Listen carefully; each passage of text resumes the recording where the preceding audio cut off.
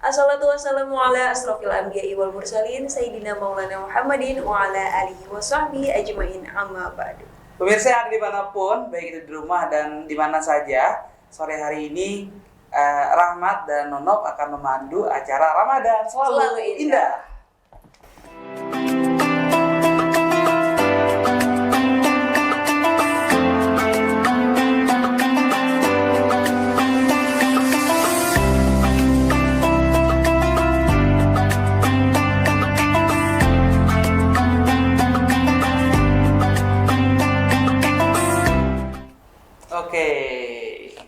Selamat sore semuanya. Selamat sore. Kita ngabuburit lagi di Jurnal TV di Ramadan Selalu Indah. Dan Betul. kali ini kita kedatangan tamu spesial ya, Mat. Iya. Dan di tengah-tengah kita ini ada Bapak.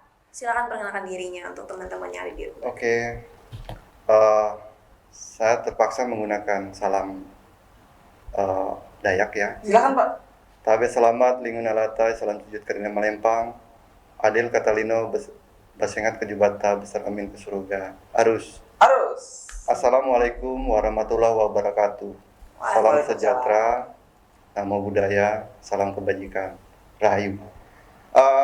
Perkenalkan, nama saya Pola Riyadi Esagi. Kebetulan saya beragama Hindu Keharingan, berasal dari daerah Barito Selatan, tepatnya Desa Kalahien. Nah, saya sangat bersyukur dan mengapresiasi Jurnal TV berkesempatan mengundang para tokoh agama di dalam momen yang sangat berbahagia ini, yaitu bulan suci Ramadan 43 Hijriah. Betul. Tahun 2022 ini pas di penghujung tahun Ramadannya ya. Tanggal Ramadannya sebentar lagi mereka akan berbuka atau fitri. Nah, acara ini sangat bagus, sangat saya apresiasi karena inilah bentuk keberagaman yang ada di Kalimantan Tengah. Sehingga saya berkesempatan hadir di tengah-tengah masyarakat melalui media massa yang telah diberikan kesempatan oleh Jurnal TV untuk menyampaikan tanggapan apa itu Ramadan bagi kami khususnya Hindu Keharingan di bulan ini. Panggilannya berarti Pak Pola ya, Pak? Iya. Pak Pola sebagai seorang guru, ya? Guru di SMA Negeri 1 Banamatingan. Ini sebelumnya Pak, di bulan Ramadan ini Bapak sendiri tuh gimana nih di sekolah sibuknya? Apakah ada libur di sana atau gimana Pak? Kebetulan untuk tingkat SMA kami tidak libur, tapi PTM-nya terbatas. Jadi ada durasi waktu yang dipotong. Kebetulan yang kelas 10 dan 11-nya itu belajar di rumah melalui jaringan, yang kelas 12 yang PTM di sekolah. Jadi ya sambil kondisi pandemi kan, biar fokus mereka kelas 12-nya untuk ujian. Nah, kan sudah selesai kemarin. Jadi dalam masa Ramadan ini sangat bagus, sangat ditambah suasana pandemi ini pengendalian diri para siswa itu lebih kuat karakternya ketimbang bulan-bulan sebelumnya. Jadi lebih husuk lah untuk meningkatkan keyakinannya bagi yang beragama Muslim. Tapi bagi yang non Muslim yang menghargai, sehingga kami biasanya makan minum di sekolah ditiadakan. Jadi tidak, ibaratnya lapar ya paksa cari tempat yang tersembunyi untuk kudapan atau makan siang. Jadi tidak menampakkan di depan teman-teman baik siswa maupun para guru yang melaksanakan ibadah puasa. Jadi jadi kami sangat menghargai bahwa itulah ibadah. Dan dampak dari bulan suci Ramadan ini ya ibarat dari segi siswa ya, kenakalannya agak turun gitu. Jadi lebih mudah terkendali. Kebetulan gitu ya. Oleh bulan ini kan bulan berkah. Jadi mereka benar-benar menikmati dan menjalaninya supaya mendapat pengampunan kan. Supaya lebarannya benar-benar mereka lahir kembali atau ibaratnya jiwanya sedikit bersih lah. Iya. Apalagi mereka kelas 12. Jadi yang kami tekankan kalau para guru kan sudah dewasa, para siswa itu sebentar lagi kan keluar dari sekolah. Jadi supaya di sekolah itu kan keluar dari sekolah itu bisa bisa menjadi masyarakat atau pemuda yang baik. Enggak yang kayak lulusan kan biasanya rame-rame, kompoi-kompoi, coret-coret, karena masa perpisahan. Jadi pas kebetulan bulan Ramadan ini, pas mereka ujian, sebentar memang belum pengumuman, kami batasi. Jadi ada perubahan, sangat mendasar perubahannya di bulan suci Ramadan 1443 Hijriah ini. Jadi kalau dari agama Hindu ya memang sudah jelas dalam umat Betang itu sendiri kan itu wajib. Kalau agama Hindu ya, Hindu Keharingan itu ada satu filosofi yang sangat bagus, yaitu filosofi batang garing. Boleh dibedah Pak itu, Pak? Ya, jadi batang garing itu adalah sebenarnya bukan batang garing bahasa asalnya, yaitu batang haring. Batang haring ya? Haring artinya batang atau pohon yang hidup. Arti haring itu hidup. Jadi adalah pohon kehidupan kalau diambil definisi secara luas. Jadi filosofis batang garing seperti yang di motif-motif pakaian, di motif-motif etnis kita, itu sangat mendasari kehidupan masyarakat, khususnya masyarakat Dayak, sehingga kebudayaan apapun, agama apapun, suku apapun welcome, sepanjang bisa beradaptasi atau belum bahadat, artinya di mana bumi dipijak di situ langit dijunjung. Jadi filosofis singkat dari batang garing itu adalah menceritakan pohon kehidupan, artinya ada ilustrasi tombak atau kalau bahasa Dayaknya lunju ya, di pohon batang garing itu mencerminkan umat manusia itu fokus atau lurus jalannya ke Tuhan yang pencipta. Salah satu bukti nyata bahwa Tuhan itu esa, tidak ada duanya, adalah kita saat ini. Saya beragama Hindu Keharingan, Bapak mungkin beragama Muslim, Ibu juga Muslim, tapi saya bisa bernapas di sini. Iya kan? Tidak sesak karena berbeda kan? Karena di dalam setiap kitab suci mengatakan Allah ranjing Allah langit Tuhan tampil kebetulan jatuh matan anda itu menjapa atau menciptakan alam semesta juga.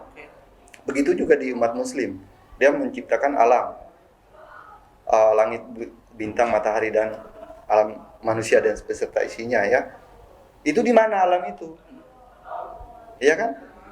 Toh sama-sama kita duduk bersama saat ini, kita tidak tahu oksigen atau udara yang kita isap sekarang diciptakan oleh Tuhan yang mana.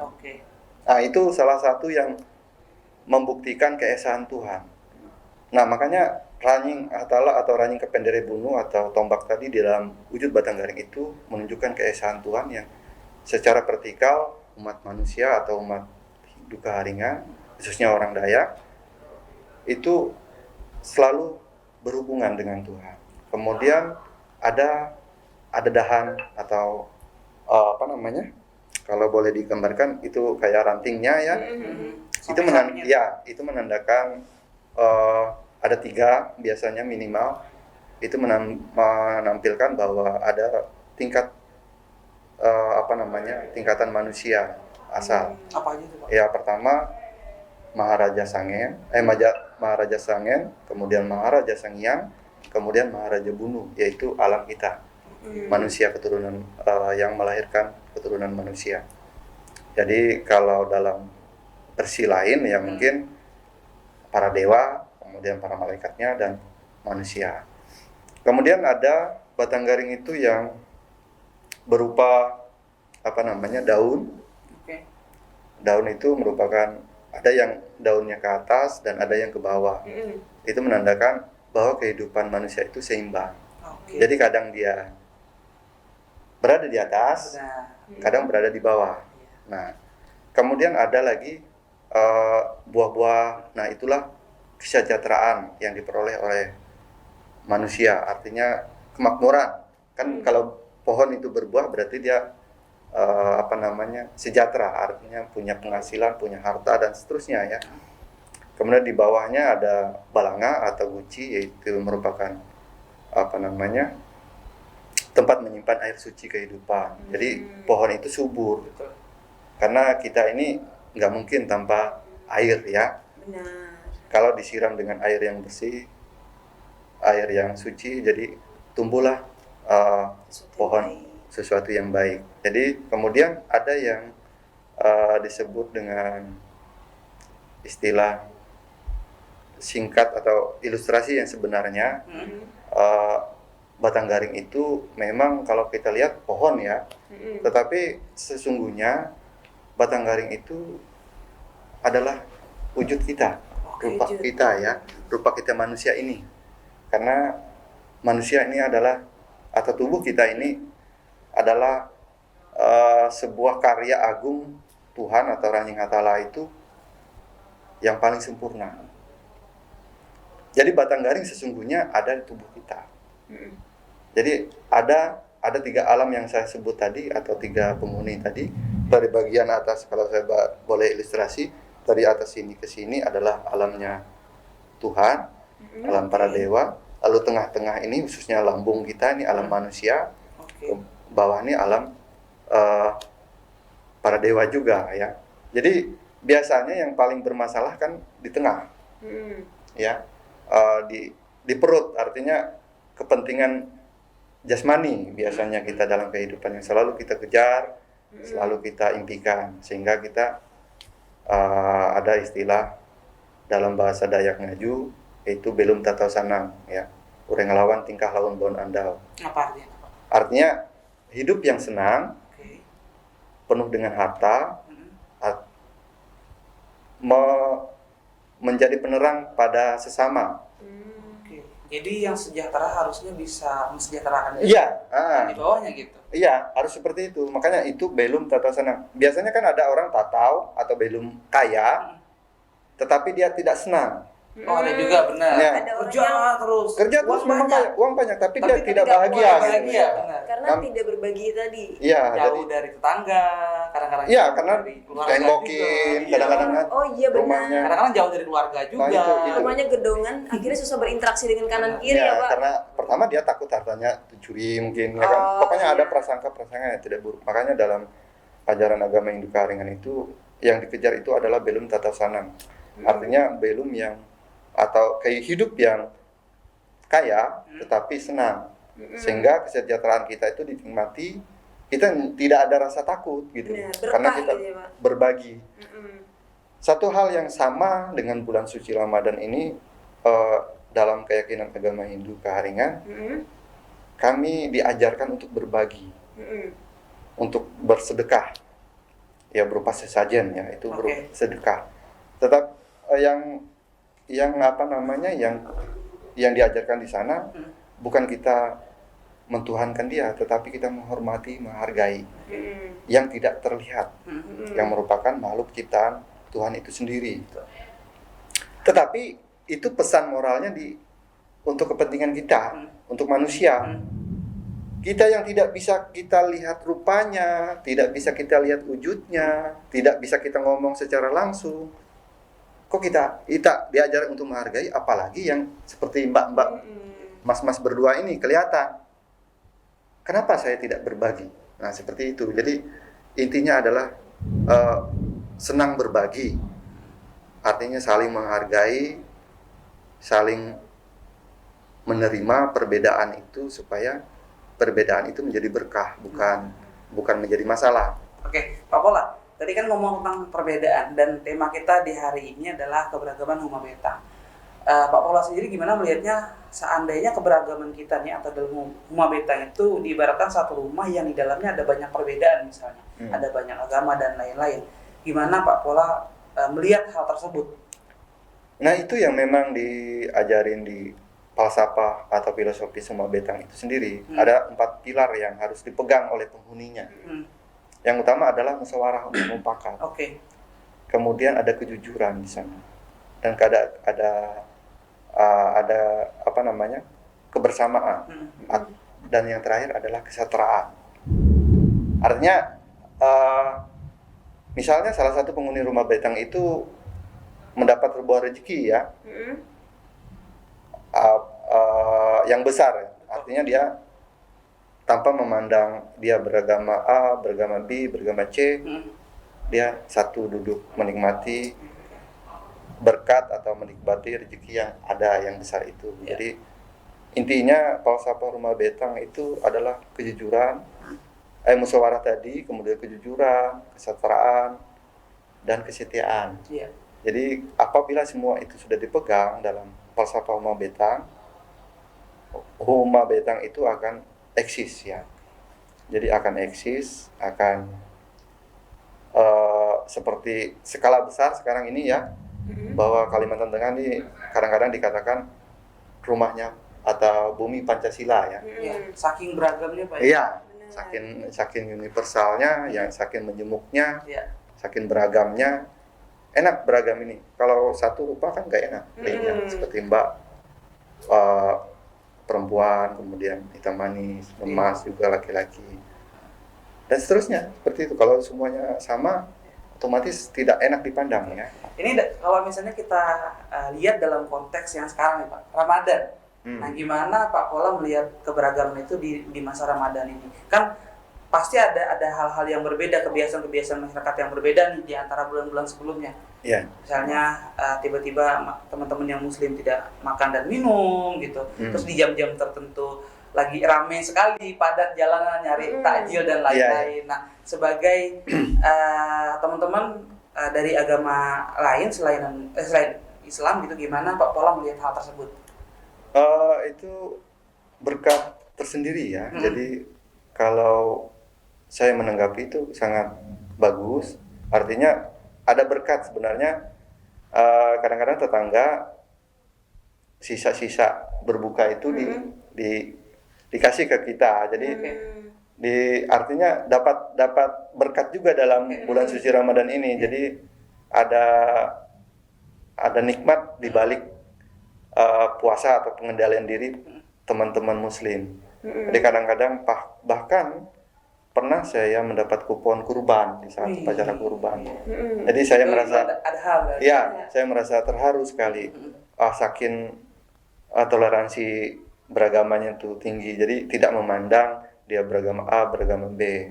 Jadi kasih secuil. Jadi selalu ada berkat. Makanya dalam bulan Ramadan ini, ya itu tadi, kita nggak pernah beli takjil kadang-kadang ya, beli jajanan. Terus dari tetangga yang berbuka, ini ada sisa berbuka tadi. Jadi kebagian, jadi kecipratan juga ya Pak. Kalau masalah jalanan itu biasa tidak terlalu mengganggu. Artinya itu hal yang wajar lah, karena orang untuk puasa kan nggak mungkin masak di rumah. Saking puasanya siapa tahu malah pecah puasanya kalau masak di rumah. Jadi akhirnya dia berkesimpulan, udah cari nanti pada saat maghrib, saat sore-sore mau buka, pasti ramai di jalanan. Itu udah biasa. Kami umat lain ini menganggap hal itu tidak menjadi masalah. Artinya malah berkat juga bagi kami. Gitu. Pernah nggak Pak nyobain ke pasar Ramadan gitu? Sering. Beli takjil. Iya.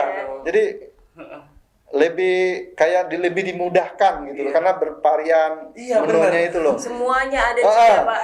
Jadi tergantung kantong kita lagi lah. Balik lagi ke kantong. Kita juga yang Muslim kadang-kadang banyak sekali jajanan yang nggak ditemukan di bulan lain gitu. Ada nih. Jadi kayak ada banyak inspirasi di sana, inspirasi yang kadang-kadang kita sudah munyak atau jenuh dengan makanan hari-hari. Pada saat bulan Ramadan ini terbuka gitu variannya. Jadi makan itu normal, artinya tidak jenuh, tidak bosan. Banyak, asli banyak. Kalau bisa ibaratnya di foto tuh, karena memang khas ya. Bulannya itu baru muncul ide-ide cemerlang dari teman-teman Muslim itu. Kalau dari Bapak sendiri selama bulan Ramadan, hal yang paling Bapak nggak lupain gitu, yang momen paling berkesan gitu selama bulan Ramadan apa tuh Pak? Ada satu momen yang sangat menginspirasi saya, yaitu sahurnya. Oke. Jadi saya lebih bangun pagi gitu, artinya ikut disiplin gitu loh. Nggak terganggu berarti Pak ya? Enggak, Kan di masjid tuh biasa sahur. artinya lebih apa namanya, kayak alarm gitu loh. Oke. Jadi selama bulan Ramadan ini 30 hari ini saya malah sering bangun pagi. Oke. Dulunya agak telat-telat, setelah masa Ramadan ini malah tambah disiplin gitu. Artinya ada sahur, oh iya, lihat jam, udah pas saya bergegas untuk mempersiapkan aktivitas. Iya, siap-siap mandi. Jadi ada hal yang unik dan terus diamalkan walaupun saya beragama lain ya. Dari ajaran muslim ini yang sangat bagus adalah disiplinnya. Disiplin waktunya. Dan orang tua juga pernah berpesan, jangan kamu bangun kesiangan ya. Benar. Nanti dipatok ayam Iya, katanya. benar. jadi saya iya benar juga, orang muslim rata-rata lebih awal bangunnya. Duluan mereka lah dapat rezeki daripada kita, saya pikir. Karena ada Kenapa sholat kita, subuh. kenapa kita nggak merubah mindset kita untuk mengikuti yang baik gitu.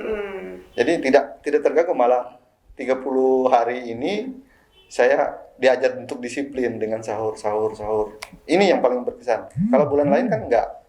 Lalu saya lebih siap kalau bulan Ramadan ini ketimbang hari-hari yang bukan bulan Ramadan gitu.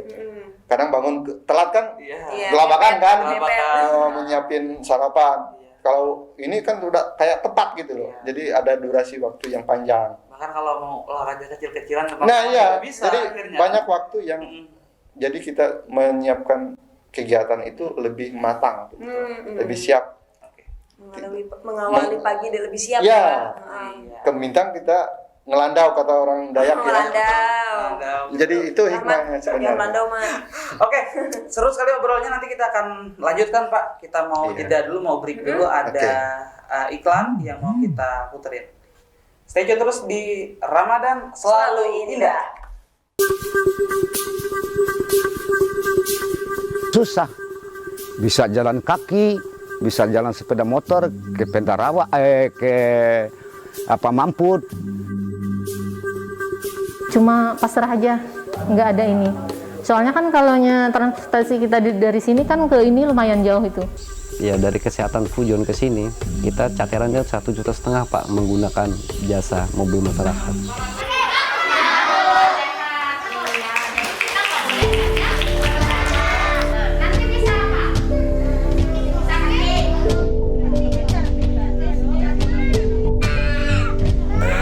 Yang pahit itu diare, itu flu batuk, itu.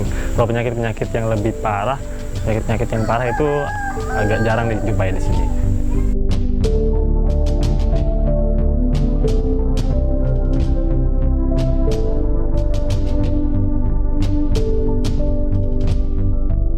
Cuman seiring berjalannya waktu, kurang lebih 4 tahun ini, syukur melalui penyuluhan yang kami lakukan, sehingga ibu hamilnya mulai tidak melakukan kebiasaan-kebiasaan seperti mengangkat barang yang berat atau memakai kendaraan perjalanan jauh.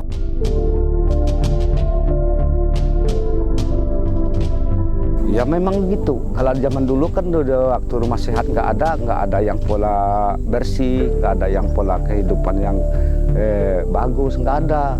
Cuma sekarang kan semua masyarakat itu atau anak-anak itu semua ikut serta lah.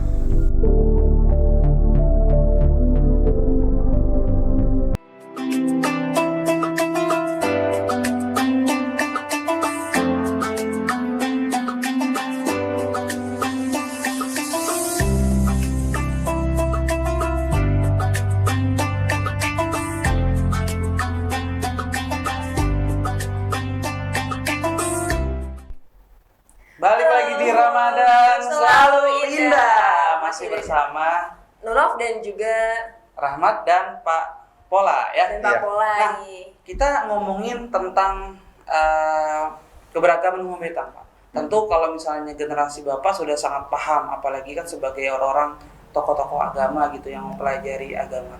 Tapi kita kalau berbicara tentang generasi muda, anak-anak muda, apalagi generasi milenial, Iya. generasi Gen Z, Gimana nih menurut Pak Pola sendiri supaya mereka bisa mempelajari perbedaan atau guma betang tadi, supaya mereka bisa menerapkannya juga dalam keseharian jika dikaitkan dengan konteks Ramadan seperti ini? Iya, kembali lagi ke peran kita ya sebagai orang tua. Jadi generasi milenial ini atau generasi Z 4.0 ya. Ini ada perbedaan pendekatan. Jadi Beda dengan pendekatan orang zaman dulu. Iya, pendekatan. Artinya pendekatan kebudayaan. Jadi orang tua harus turun derajatnya dari orang tua menjadi teman. Jadi teman sejawat. Jadi ibaratnya dia main game, kita ikuti main game. Tetapi setelah dia selesai main game, kita beri tekanan, beri pemahaman bahwa sebenarnya game itu dibuat hanya untuk hiburan, bukan sebagai tujuan. Jadi kebudayaan kita memang menerima kebudayaan baru, ya artinya pengetahuan teknologi yang baru, tetapi jangan begitu terlena karena persaingan ke depan lebih sangat kompetitif. Jadi kenapa saya bilang pendekatan berteman tadi dan mereka diberi ruang untuk bermain game, karena untuk melatih teknologi mereka dulu ya, lalu kita arahkan teknologi kemampuan IT mereka itu untuk ke arah yang positif. Jadi dikasih filosofis bahwa ke depan kalianlah pemimpin. Bagaimana jangan artinya gadget itu yang menjadi pemimpin, kalian yang sebagai usernya. Jadi ibarat game itu hanya sebagai melatih kemampuan IQ kita untuk bermain, tetapi jangan kayak terbudakkan. Apalagi sekarang ini momen Ramadan, kan banyak mereka main TikTokan, ya, supaya dialihkan ke sana gitu loh. Jadi misalnya buat buat lagu Ramadan, lalu di-share di TikTok. Konten-kontennya bernuansa Ramadan misalnya. Jadi gak apa-apa nih main TikTok, tapi ada unsur budayanya. Itu jadi pendekatannya seperti itu yang saya rasa untuk zaman sekarang mampu untuk merem mereka tenggelam dalam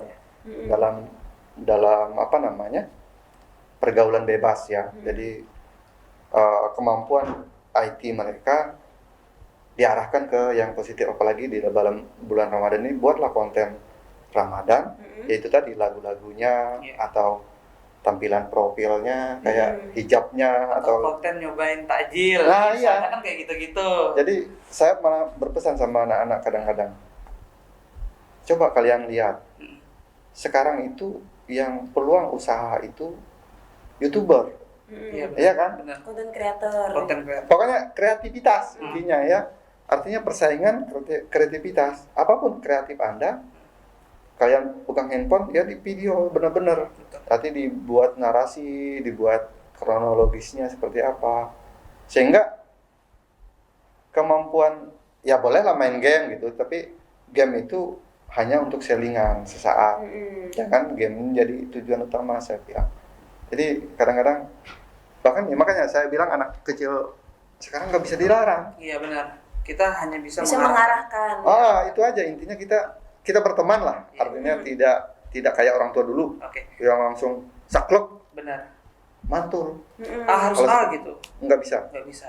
Pak, ini kan Bapak kan sebagai seorang guru agama Hindu Kahariman, sekaligus sebagai seorang ayah juga dari keluarga yang beragama Hindu Kahariman kan.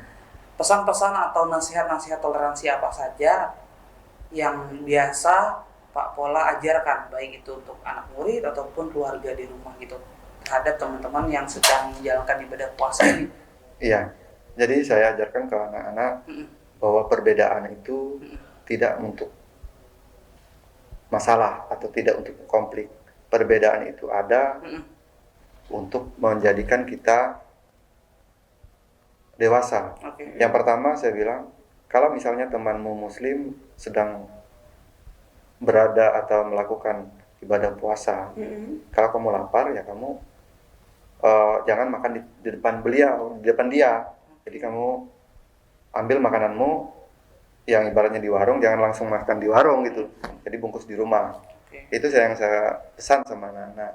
Kemudian kepada murid-murid, saya bilang kebiasaan yang biasanya di bulan-bulan lain yang bisa pegang sana sini ya, kemudian minum di sembarang tempat ya, akhirnya di pada bulan sekarang mereka agak tersembunyi, jadi sama seperti warung-warung ya. Jadi saya ajarkan jangan makan di tempat, biar disediain gitu loh, makan di tempat. Tetapi kita ingin melatih atau ingin menghargai teman-teman atau kawan-kawan kita yang beragama Muslim yang melakukan puasa, kita bungkus saja lah makan di rumah. Jadi misalnya mereka mau jajan, itu tadi ke pasar Ramadan, jangan mentang-mentang kita kan kue nih. Iya. Langsung Memang kan belum buka kan? Benar. Ya udah bungkus, saya bilang. Makan di rumah, nanti kita makan di rumah. Kan bisa aja kalau bulan lain langsung anak kecil kan, langsung dia Comot makan di tempat iya, bisa jadi jangan kan. saya bilang. Nanti bungkus di rumah. Iya. Ya saya kenapa? Ya hargailah bulan suci kan gitu, bulan suci Ramadan. Jangan sampai yang kita kayak seenaknya memancing orang yang sudah berpuasa seharianan, pas ngelihat kita makan, otomatis kan mentalnya juga kadang-kadang bisa down, bisa tergantung keimanan masing-masing tuh. Iya, bisa down kadang-kadang. Kalau ada yang mudah dipancing ya. kalau kita pribadi udah oke biasa aja gitu. Tapi kan orang beda-beda. Kadang-kadang gini. Kadang mindset kita yang terpikirkan. Iya.